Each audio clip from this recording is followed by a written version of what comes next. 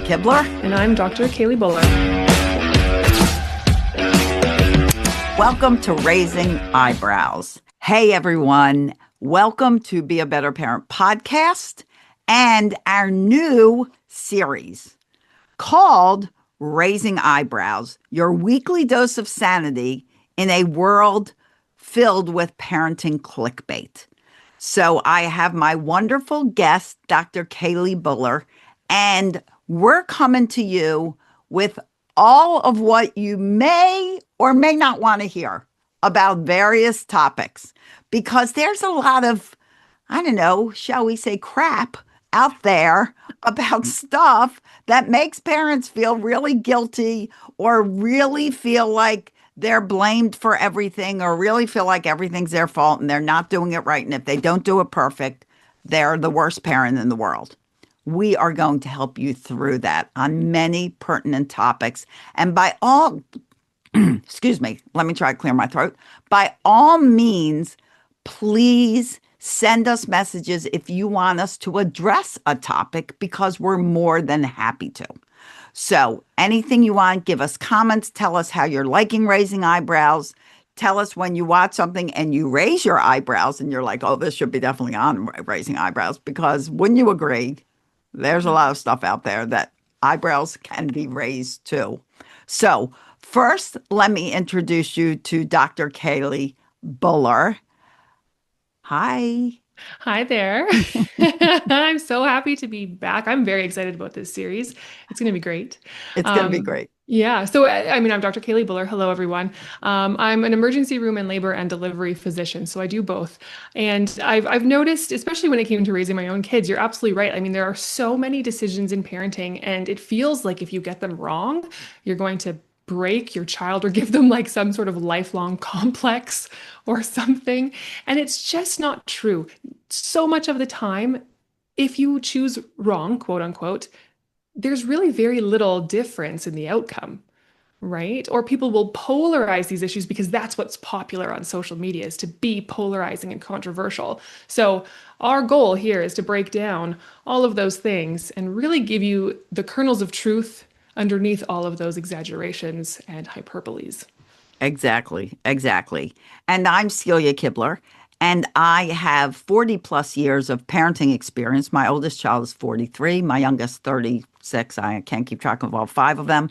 I've been successfully parenting a blended family for over 30 years, and I'm a preschool teacher and a family parent empowerment coach, and I've been working with parents and families, and I bring you all of that experience. Like Kelly said, we bring that experience to you to break down the myths, the hypotheses, the what people claim are the truths, the things that everybody says this is going to cause your child trauma, and it won't. Yeah. And I'm the award-winning author of Raising Happy Toddlers, How to Build Great Parenting Skills and Stop Yelling at Your Kids. And I'm all about not yelling at your kids. So we're going to get started today talking about a very delicate subject, because our children are very delicate. Mm-hmm. And that is sleep. Yeah. The world of sleep training. Yes. Why it is, why it exists, and do you need it? And if you need it, why do you need it?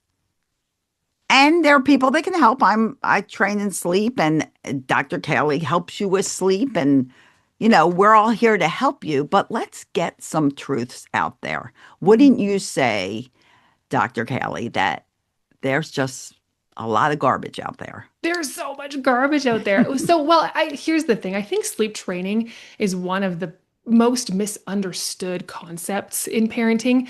And I just honestly, I feel like it just needs a bit of a rebrand. Like, we've just really loaded it emotionally.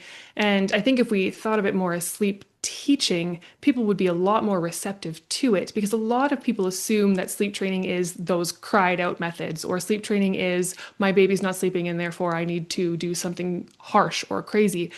But sleep training really can start from day one, as soon as you bring your baby home, with just teaching some healthy sleep fundamentals. So I just think that this is, again, widely misunderstood.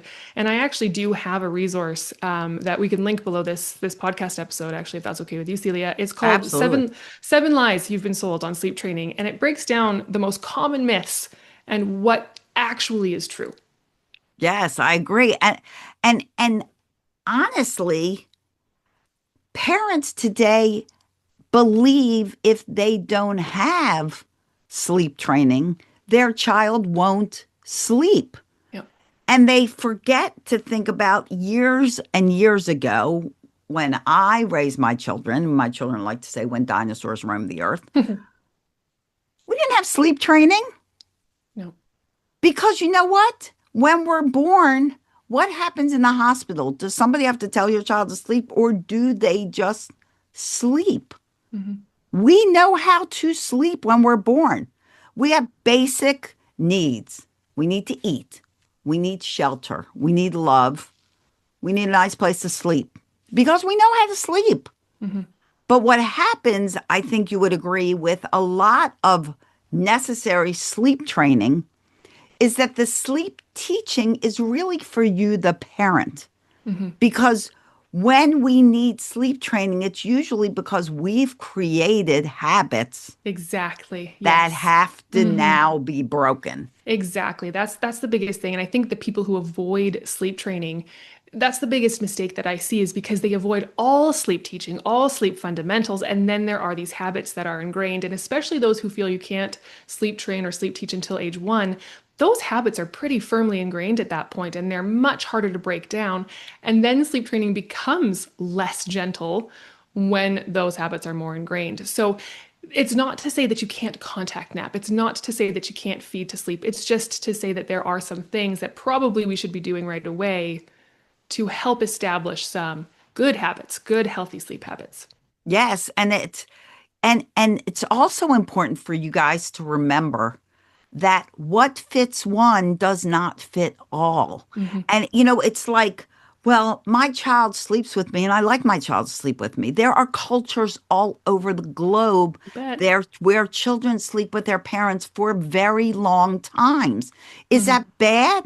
Certainly not if you want it. When I talk to my clients, and I'd be willing to do the same. And we talk about sleep. I'll ask them, what happens when you sleep? Do you sleep? My child comes into the room at 3 o'clock and they come to sleep with me. Hmm. I am not immediately going to say, okay, let's stop that. My Right. first question is, are you okay with that? Do you like it? Exactly. Yeah, we actually love it. Right. Then there's Then nothing there's nothing to wrong. There's fix. nowhere to fix. Exactly. Then let them come in at 3 in the morning. Let them go to bed with them. That Hmm. it's like, and there's so much um I don't know, bad vibes around so many things. Like I had a Hmm. parent say my child was sick and they wanted to come in and sleep with me and my husband was not home and I was like, "Oh my gosh, I can't, should I do this or not?" And I'm like, "Do it." Yeah, what does your gut tell you? What do you Right. want to do? What works for you and your family system? And I think we've talked about this too. I mean, I would co-sleep, right? My kids love snuggles. We have sleepovers once a week. We Love we it. schedule them in. So I will sleep Right. in their room once a week because my husband doesn't sleep well when they're in the bed, and I get that. And sleep is important for everyone. Right. So if it doesn't work for the family system, you can find other ways to make it work. And I mean, my kids are 6 and 3 now, so they can look forward to sleepovers. It's a little bit different. But co-sleeping, as you mentioned, I mean, that one, ooh, I have such a hard time because healthcare professionals, me, for example, will in no uncertain terms be like, don't sleep or co-sleep, don't bring your baby into the bed. Like it risks SIDS, your baby's gonna Yeah. die. And everyone's getting Roll on right. Like top of. everyone is so Right. scared of that. But 70% of parents will co-sleep at some point. And the problem is when we give those absolutes, those black and whites, don't do it, people will avoid bringing baby to bed. And then guess what? They fall asleep with their newborn in the chair or on the couch, which is riskier, right? So it's not about doing it one way or the right way. It's about doing it the safest way for the circumstances in that moment, right? So if you are going to co-sleep, like if you can't sleep and your baby doesn't sleep unless they're attached to your boob 24/7, then maybe you're going to co-sleep because that's the only way you're going to be able to Right. function. And that's okay. You're just going to want to do it as safely as possible. So, keep blankets and pillows away and curl around them so that you don't accidentally roll onto Roll them on in the top middle of of the them. night. And I mean, if you're taking a sleep pill or you've had alcohol or recreational drugs, then perhaps tonight you need a different plan. But these are the things that you need to keep in mind because when you think about it, it's not safe for babies to sleep in swings or to sleep in car seats. But if you're in the car and your baby falls asleep in their car seat, what are you going to do? Like Wake pull them over the up, side of the road and get pop a open a cymbal. crib? Like, yeah. Dun, dun, dun, dun, dun, dun, dun, dun.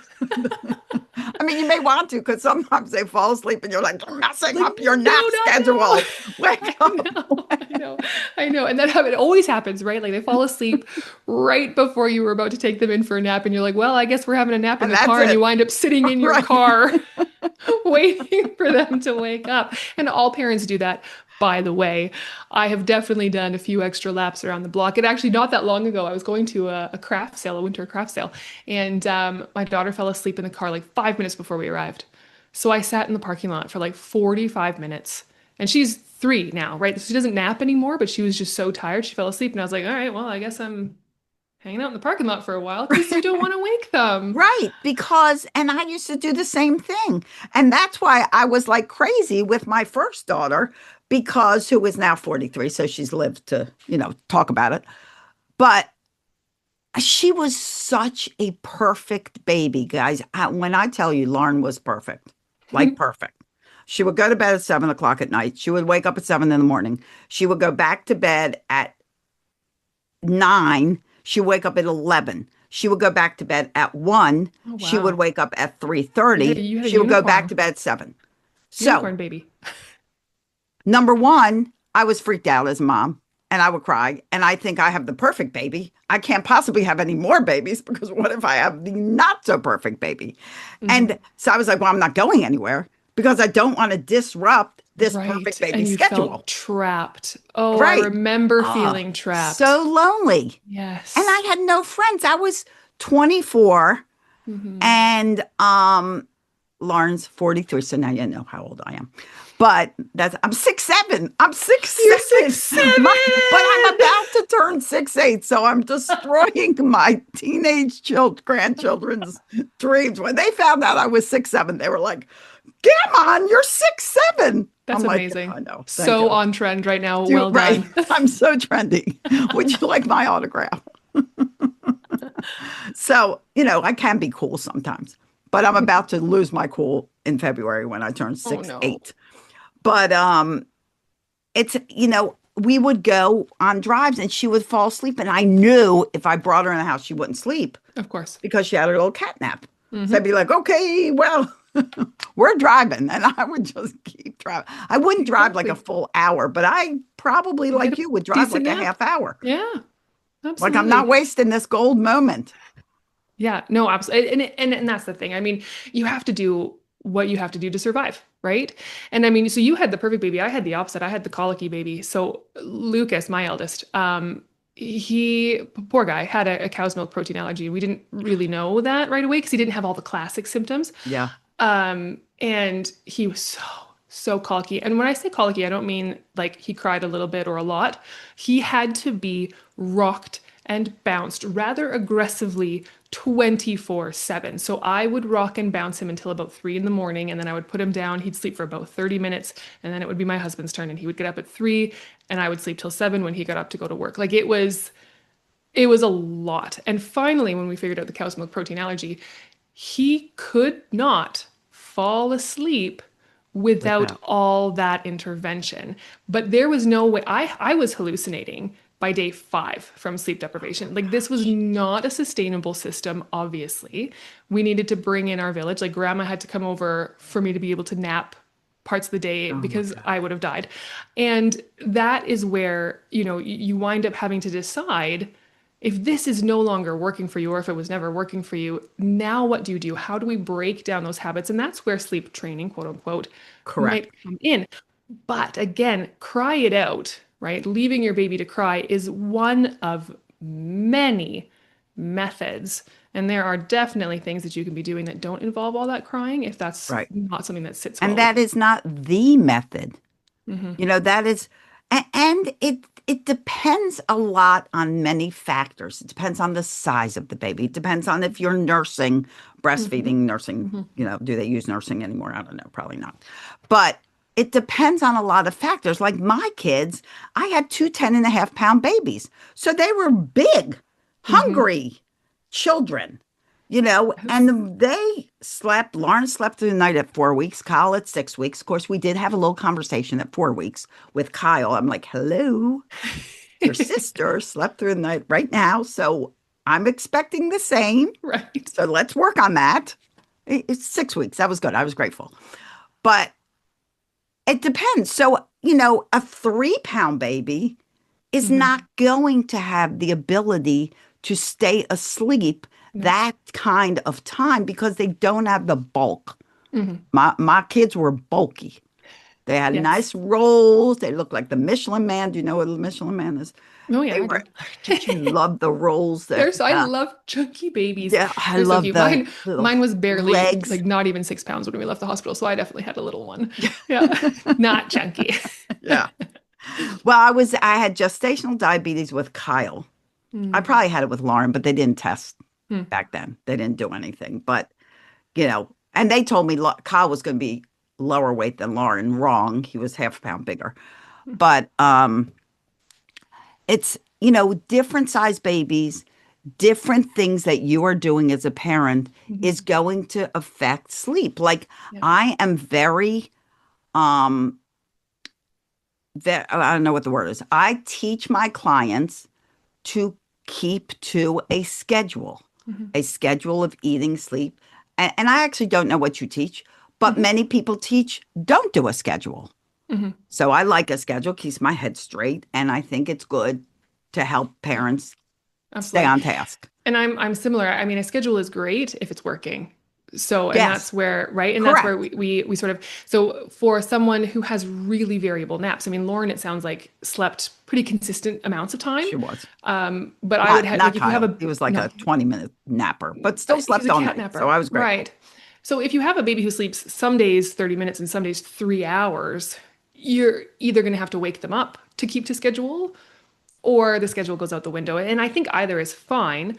The one thing that I just caution my parents about is not letting babies stay awake for too long. So if your baby only has a half-hour nap, but it's 3 hours until the next nap Yes. time, that's probably too long. And we might need to adjust, even if it's just for that day. Because most newborns can only go 30 to 45 minutes. And that's why they sleep. So like they eat and then they sleep. That's Right. all they have time for. Right. And then as they get older, that gradually gets longer and longer. When they're about 8 weeks old, it's about an hour awake before they start to get a little bit tired. So you could probably have them awake for an hour. So a lot of people talk about wake windows. Do these need to be exact? Absolutely not. Look at your Right. baby. Are they staring off into space? Are they sort of getting calmer, quieter? Or are they at the end of a wake window now starting to get fussier? That's your cue, I think, to start winding them There are down. definite symptoms. Hmm.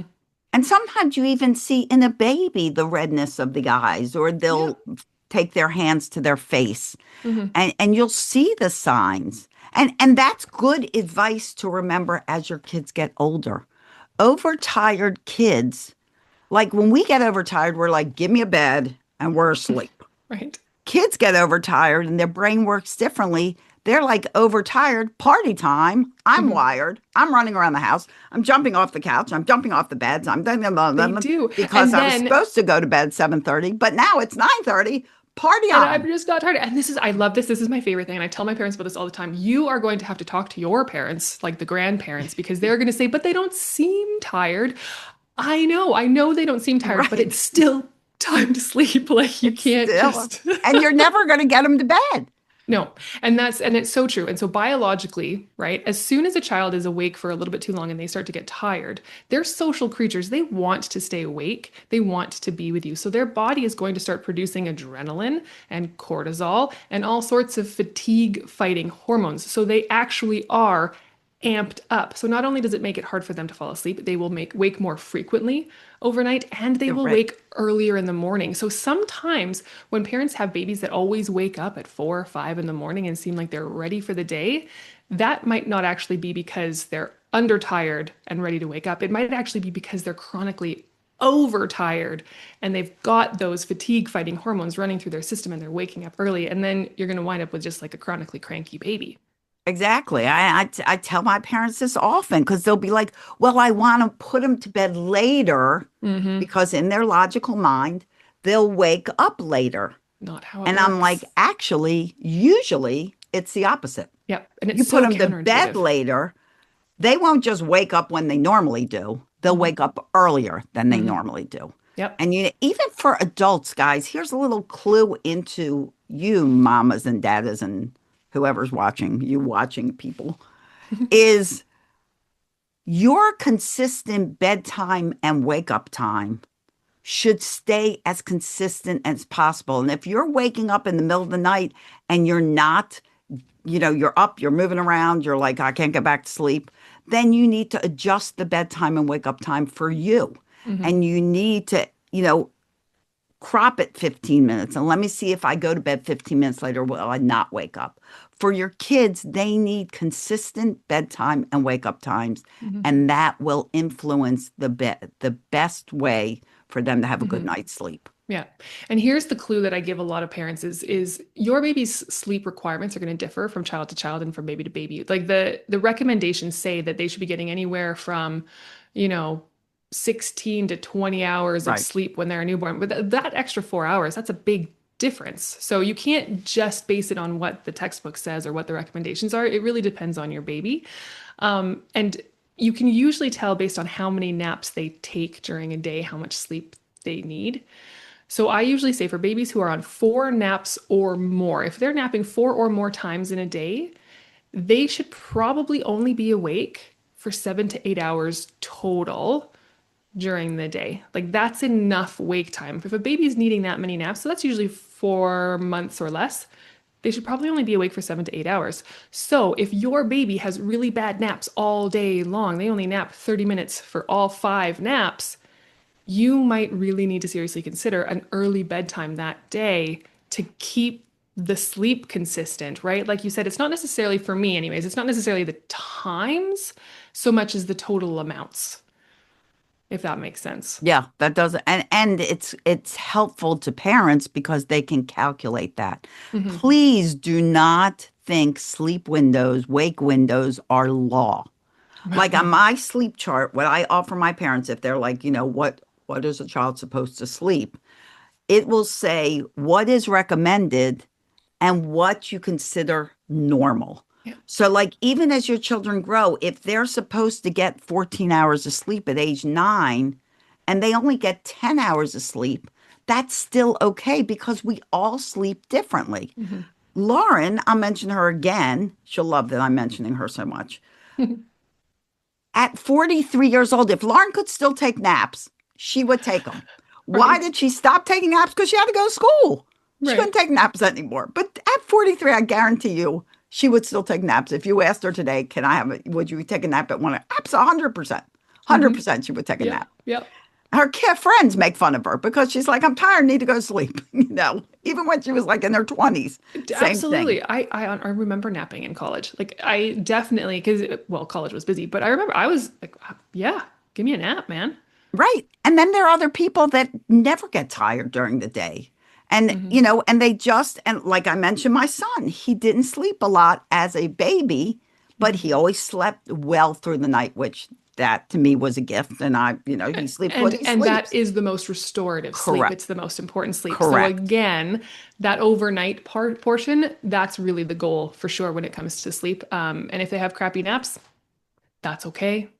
Get They through the still get day, a cat nap. Right. right? Yeah, get through Right. the day, get to bedtime, and see. And here's the other thing too. This is something that parents often get tripped up on. If your baby wakes up around 6 in the morning, a lot of babies wake around 6, sometimes 6, 7 in the morning. Success. Um, We're so cool. we're We're so so aren't you trendy. glad you're on our podcast because I we're very know. cool. Um, if they're waking up around 6 in the morning, 5 p.m. is a completely reasonable bedtime for a baby. 13 hours overnight Right. is actually not unreasonable, especially if they're not good nappers. So that's something that Exactly. people feel like 5 p.m. is so early. And again, that might not work for your family. If you don't get home from work until 4:35, you're not getting your baby down right away. I totally understand that. But if you have the ability to put your baby down at 5 because they've had a really, really, really bad day, that's okay. And yes, they might need a few feeds overnight because that's a long stretch to go, Right. but that's still okay. And you're not a bad parent No, God, no. because they're like, oh my gosh, I put my baby to bed at 5 o'clock. I don't even want to see my baby. People are going to think I'm terrible. Oh, No. no. Lucas, so again, my bad sleeper, very, very frequently. BS. We'll just go on. Yes, yes, my bad. He very frequently, and so once we figured out that the colic was because of an allergy and we treated that and he was much more comfortable, so many nights I would put him down between 5:30 and he would sleep until 7:30, 8, like 14 hours he Bless would his heart. sleep, this baby, because I think he had such chronic sleep deprivation from those earlier months that he was Yeah. catching He up, had to catch up. and then he was always a higher sleep needs baby than my daughter. So he would have napped probably in school if he could have. But instead he just gets, and even now he's 6 years old, he still gets 12 hours overnight, which most 6 year olds don't need. Right. But that's what he needs. And so he and his 3 year old sister go to bed at the same time, wake up at the same time. Their sleep needs are the same, even though they're 3 years apart. And Every it kid's different. works.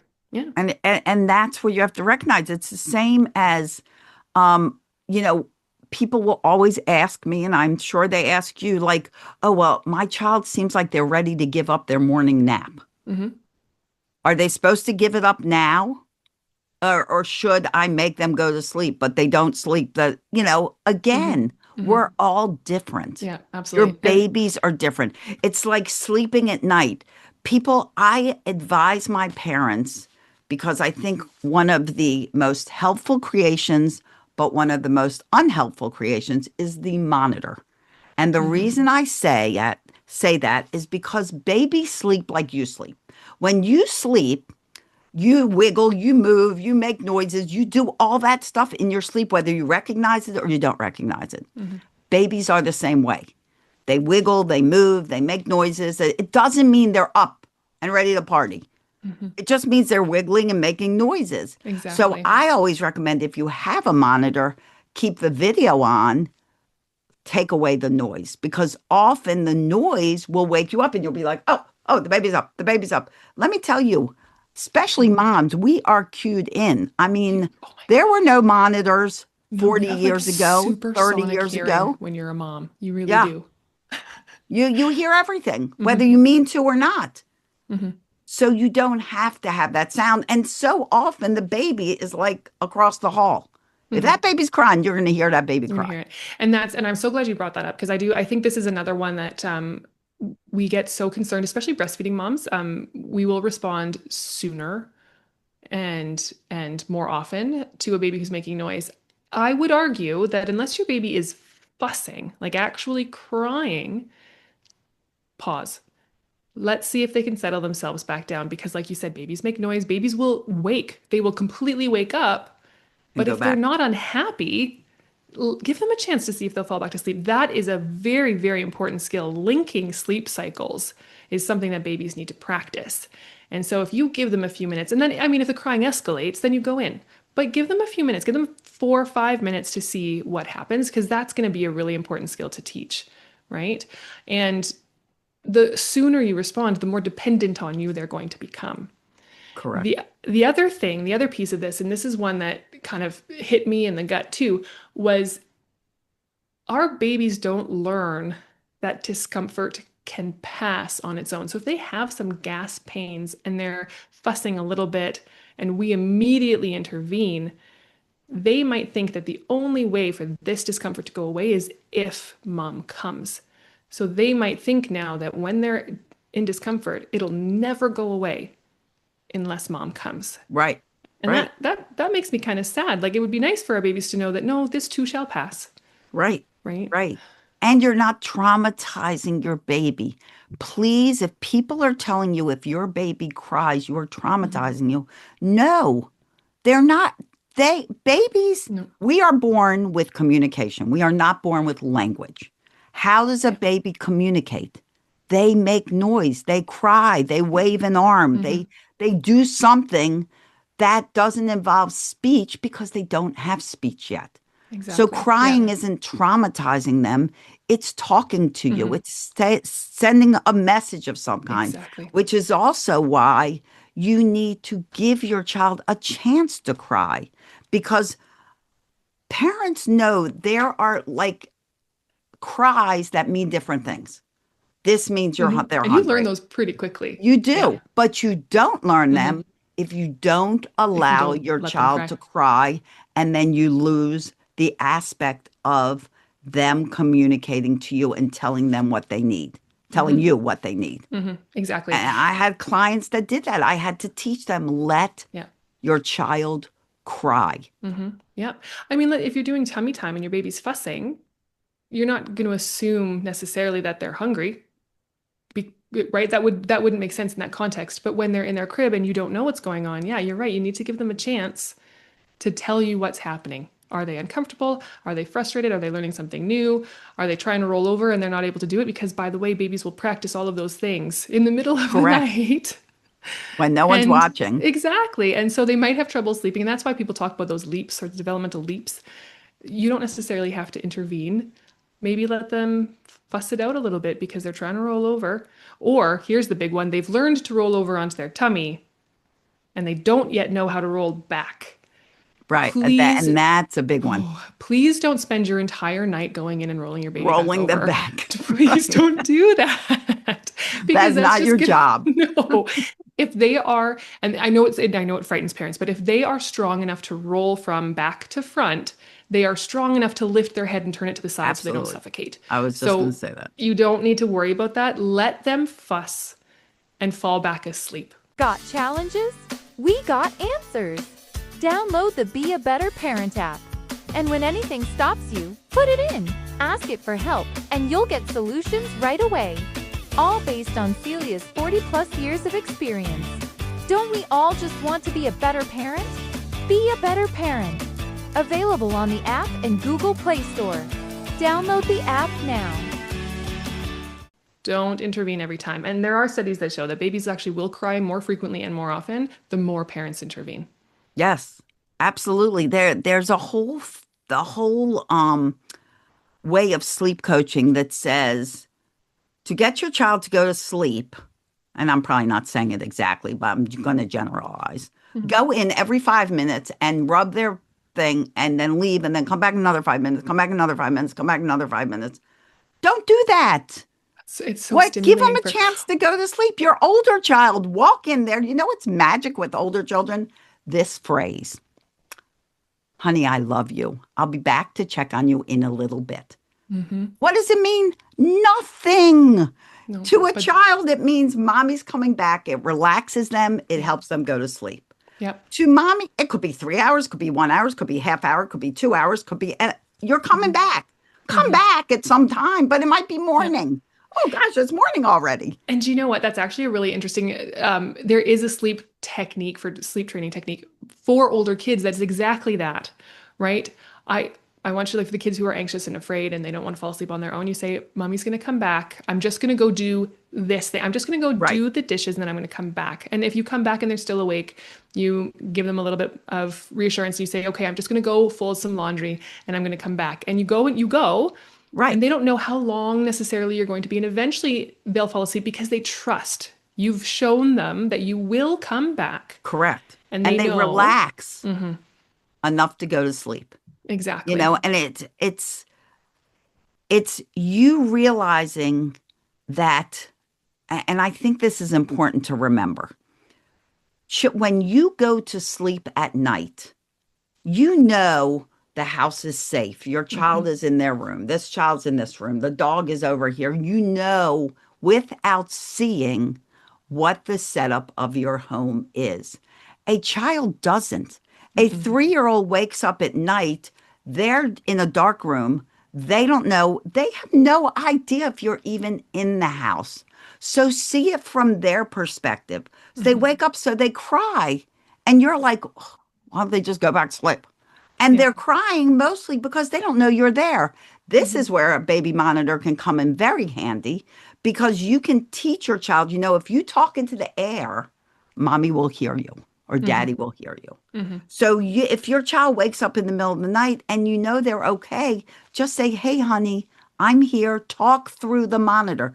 Don't go in. Reassure them that you are in this house. Mm-hmm.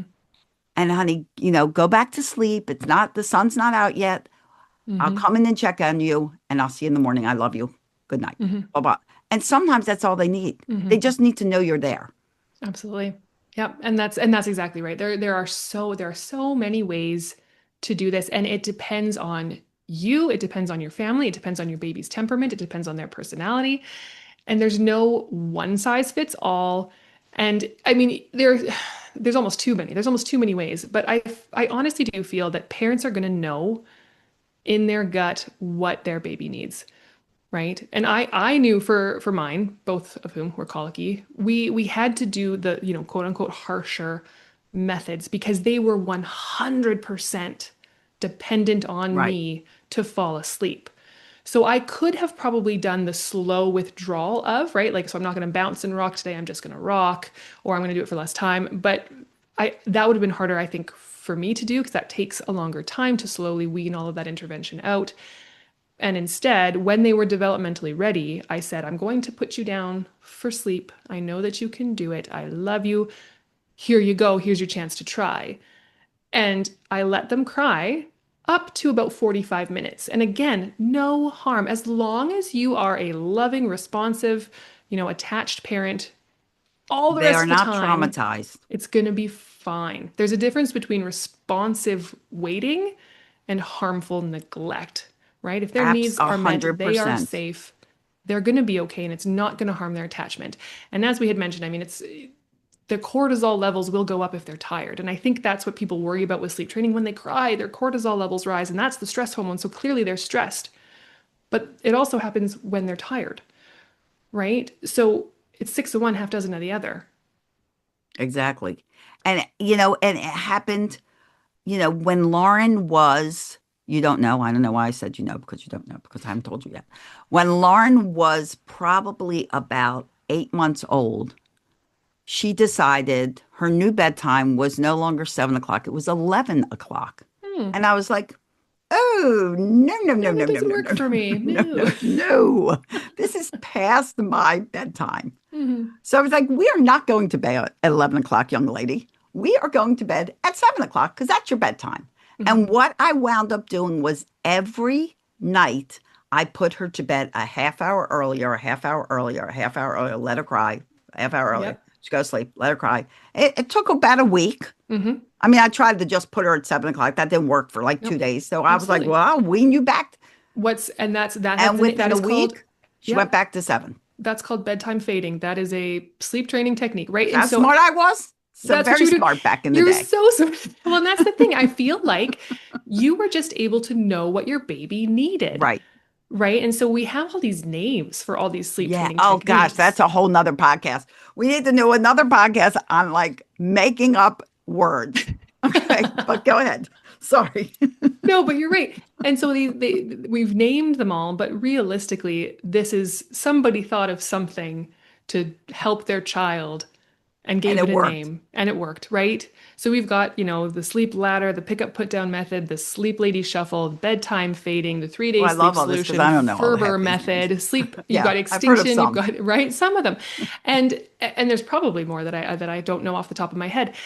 But these are all just different ways that parents feel comfortable teaching their baby. And some of them are better when babies are younger, and some of them are better when babies are older. And we could probably do another talk on like what methods are more appropriate for the younger ones Right. versus the And older like ones. toddler talk. Yeah, because we can't talk forever. Mhm, Although yeah, we can. We we actually can, but we can probably talk shouldn't. forever. But I'm sure you guys have something to do. But but you don't necessarily need to even know what the sleep training methods are. Maybe if you want to hop on the internet and Google some and see which ones seem like a good fit for you, absolutely. But chances are you're going to know if you need to do anything at all. Like if you want to rock your baby to sleep until they're 6 years old, fill your boots. It's a nice There's nothing bonding wrong time. with that. And if that works for you, that's fine. But I remember a friend of ours, they brought their kid camping. We went camping, and they spent 3 hours getting their baby down. And No they were rocking okay with chair. it. They didn't feel like doing anything else. When they said that was normal, we thought it was Oh, because they oh, were camping. They're like, oh no, this is just what we do. This is what like both of us wind up doing 3 hours of bedtime. But they were fine with it. That's what they did, and that's what they did. If that were me, no. I wouldn't spend three I have hours every things day to doing do. it. Right. My kids, my kids, they went to bed. It's like 7 o'clock. Good night. Bong, you're in your crib. Go to bed. That's Right. your bedtime. I didn't even know they should sleep next to me, or, Yeah, I didn't no, know that. So I no. just, you know, Yeah. good night. And There's we've your and bed. we've I know, and we've done so much research, and so many things have changed, and so many recommendations have changed since you raised When I was a yours. mama. Well, Right. And I'm still now a mama, now they a have baby like mama. Sure. bassinets, like the snoo, is it the snoo that like rocks your baby to sleep for you? Like they've got some really cool technology Yeah, that they wasn't have even really around cool when I technology had now. a baby. Do I recommend that? Probably not. You But don't have to have it though. you don't And know. you literally can just put your baby to bed. Hmm. Probably the reason Lauren and Kyle slept very well is because I just put them to bed and then I went downstairs Exactly. and And then then I figured it did out. what I had to do. And if they screamed, I heard them and then I went back upstairs. Hmm. I didn't have a Exactly. monitor. I couldn't hear them. Hmm. That I put them to bed. Yeah. And that's, I think, one of the best methods, by the way, is it's called, well, that maybe not necessarily, It's but called, the it has a name. pick up, put down, or the sleep ladder. So when your babies are really little, if you want a contact nap, if you want a baby wear, by all means you should, but you're obviously not going to be able to do that 24/7 because you need to sleep at some point too. So during the times where you're not contact napping or not baby wearing, something called pick up, put down is where if your child is distressed and they are crying, of course you're going to respond because they're 4 weeks old. Right. You pick them up, you get them settled, and you put them back down and give them another Correct. chance to try and fall asleep. You don't have to rock and shush and bounce them until they are deeply asleep and then sneak out of the room, right? You Right. can just settle them and then give them another opportunity. And that, and there's so much information about so many varieties of things that's when parents start feeling guilty. Hmm. Am I doing it the right way? Am I going to traumatize my child? Is this doesn't even seem to be working? Why am I even doing this? It doesn't Hmm. feel good to me, but they said I should do it. Right. The stress is always, like we talked about our last podcast, the stress is always worse for you and your child than just thinking, maybe this will work. Let me try this. It feels better to me. Hmm. But you Hmm. stressing out and doing something because somebody said, if you Yeah. don't do this, you're going to traumatize your child. Hmm. The stress itself will traumatize your child. Absolutely. And I mean, sleep training is not harmful, but I think sleep deprivation and shame certainly are. Absolutely. And my biggest thing is like I don't think it's fair to force parents to choose between feeling guilty versus feeling exhausted, right? Like either I'm going to feel guilty or I'm just going to have to be tired and live with it. No, you can be well rested enough for the newborn. You can get sleep without feeling guilty about it. That's right. That's right. And you are worthy of sleep. You Yes. deserve to be Yes. able to sleep. Sleep is not a luxury. It is a Right. biological necessity. Need. So need. Exactly. It is a basic human need. It's right in that list. You got to sleep. Hmm. So, And like I said, I mean, if you don't, like I was hallucinating. I have had patients come in with psychosis from sleep deprivation. This is that's how they not torture just, people. yes, exactly. This is not just a recommended. This is truly an important concept. Risk factor for depression and anxiety, it's number one, Exactly. right? So we need to take it seriously. And that's the biggest thing too. And if you have, that friend, Karen or whoever it is, who is judging you because you need to sleep train, They're not a tell her friend. to kick rocks. Like Right. you have to do what is going to be vitally important for your family. And that's the other piece of things too, is I mean, every family unit looks different. If a family needs to sleep train, then maybe take a step back and don't judge them because you don't know what's going on behind closed doors. Right. You don't know how hard it is for them. Maybe this is how they survive. Exactly. So, Exactly. And if a family doesn't think they need it, same. And if you Exactly. have this friend, not Karen, I think that's what we'll call her, not Karen. If you have this friend that comes over and says, "Oh, I'm so excited to visit with the baby, go take a nap. I'll watch the baby. Go take a nap." Yes, we like not If caring. someone offers to give you a break, say yes. Hmm. It's like Yeah. the best advice I can give you. And don't feel obligated to entertain Right. They're not visitors. there to see you anyway. They just want to see the They baby. want to They see don't the want to see baby. you. So, Yeah. don't get Yeah. your feelings hurt. Go sleep. And that's one of the other things too, when it comes to self-care and being able to sleep, like no one's ever going to be as good for your baby as you are. You're their mom or their dad. I get that.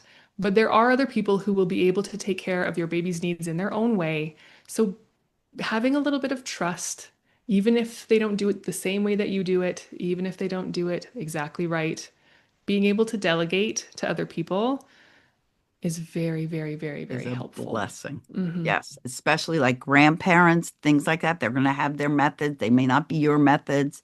Hmm. Let them be there to give you a break. It was like I stayed with my daughter 2 weeks when she had her first baby, Hmm. and her husband, who acts like he doesn't love me, but he adores me. Her husband was like, "Your mom's staying 2 weeks?" And, Hmm. it's like, yeah.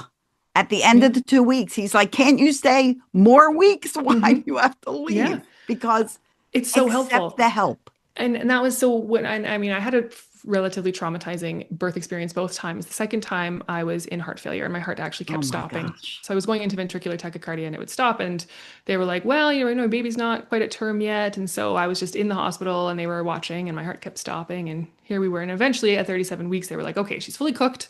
Let's get this baby out, whatever. So, and then I went into like full heart failure because after Oh my you deliver a gosh. baby, you have all that extra circulatory volume Right. that's now recirculating. And so I had How a ankles lot of like this people die, big. isn't And that like mom, what's it called?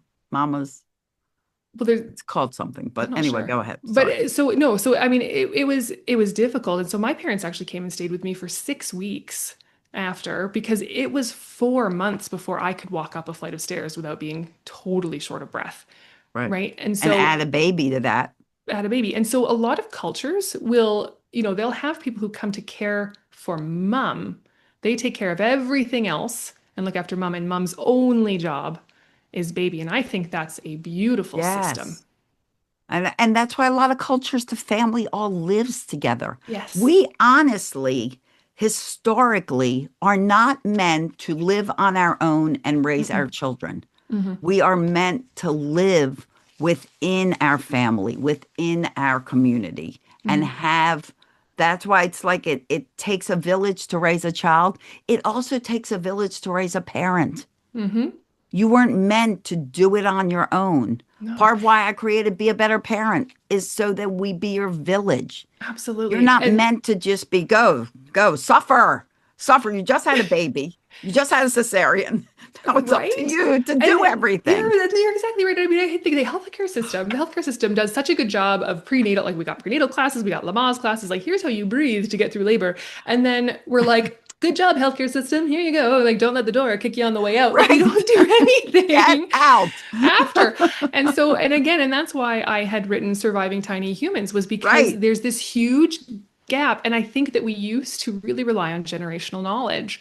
And now we don't really have that as much. I mean, people are living further away from their parents. They're living further away from the people that are traditionally the ones to give you that advice. And again, the advice is changing so rapidly now that sometimes when grandparents say, oh, just rub a Let them little cry. whiskey on their gums or whatever it Oh was yeah. that, you know what I mean? I don't know. Maybe we don't do that. We've got other things. But I was surprised at how many little things, little decisions every day I had to make that no one ever told me I was going to have to figure out.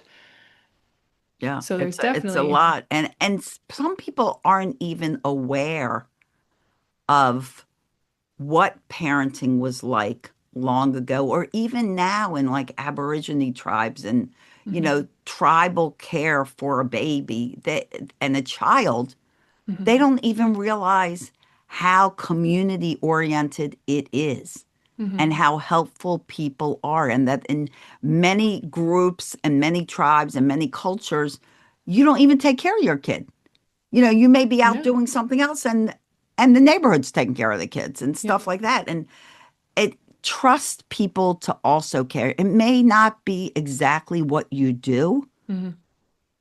but their little bit of influence might be just what your child needs. And you might discover Absolutely. something that's like, oh, that was a great idea right there. That was a Hmm. great idea. Like you say, because I don't want to say we don't come with a manual because, of course, I wrote one, Raising Happy Toddlers. You wrote the baby manual. I wrote the The toddler toddler manual, manual. So you Hmm. got manuals, guys. You need to get them. But it's important to know that your heart knows best. Hmm. Your stomach knows best. Your Yep. gut. Go with your gut Go with your gut. is a pretty good Yeah. expression. Yeah. But again, But go with your gut, not with your shame, right? If yes, someone is telling you you shouldn't do this and you feel guilty, you feel shameful, but in your gut you say, I need to sleep. You have to trust your gut. You have to. And gut without guilt. gut without, oh, I like that. We Gut should. without guilt. Can we We're trademark trademarking that? that. Yeah. Go I without love guilt. gut without guilt. Ooh, I like that. I know that's good. They like Mm. that. People don't steal from us. Somebody's going to steal from us. All right. It's all No, right. it's okay. It's ours. It's ours now. We're open. It's ours. We've got the baby manual. We've got the toddler manual. We've got the Right. trademark catchphrase. We're Exactly. Raising eyebrows. So raising eyebrows, yeah. gut without guilt. So Yep. we'll probably have to bring this to a close, but and I hope this was helpful. Us demything. How do you say demything? Is there a word for that? Debunking. Debunking the myths, debunking the junk. Oh, we're very rhymey. I love rhyming. But it's really important, and I want to reiterate this again. We will probably reiterate this again, is just because someone says you have to do it doesn't mean you have to do it. Hmm. And just because someone says you have to do it and you don't do it doesn't mean you're a bad parent. Oh my gosh. No. And doesn't mean that it's going to traumatize your child. Right now, there is a huge movement of everything traumatizing your child. Limits and boundaries, consequences. You know what? Welcome to life when Hmm. things don't go your way. So yes, your child has to learn that Hmm. sometimes things won't go their way. Yeah. I think that's a great maybe future episode too is discipline, boundaries, and crying. Like what's normal, what's appropriate, what's harmful, because there's so much, again, there's so much information on There is. that. And oh my goodness, like Just come here because your best people that have the most knowledge are us. truly. And if it's not us, we will find it. Right. If I We don't will have the find answer, it. I will find the Exactly. answer for you because no one should feel like they're breaking their baby because they're doing something they have to do to survive. Absolutely. Absolutely. So the help is here, and we absolutely hope that this podcast was very helpful to you. If it was helpful to you, share it out to one of your peeps because it will be helpful to them too. And if you're curious about what your parents think, share it out to them. Hmm. Let them. We've got two generations here, right here. So we got this. How do I do this? This generation And and this this one. generation. So that, people can listen. And, Mhm. it's like those people that say, oh, you can't raise your children like your grandparents or your parents raised your children. Actually, you can. Mhm. You have more things to deal with. But the basic raising of a child, creating a respectful human being, Mhm. is the same. We just don't hit and beat our children because you know how I am. Oh my There's gosh, no yes. yelling. That is traumatizing, as is hitting. So, yes, that Mhm. does fall under the trauma category. Mhm. But it's been such a pleasure. Stay tuned for next week when we talk about we don't know yet. But we have lots of episodes coming. We have lots of ideas. Stay tuned because we're going to break down all those myths and give you the sanity that you need. And deserve.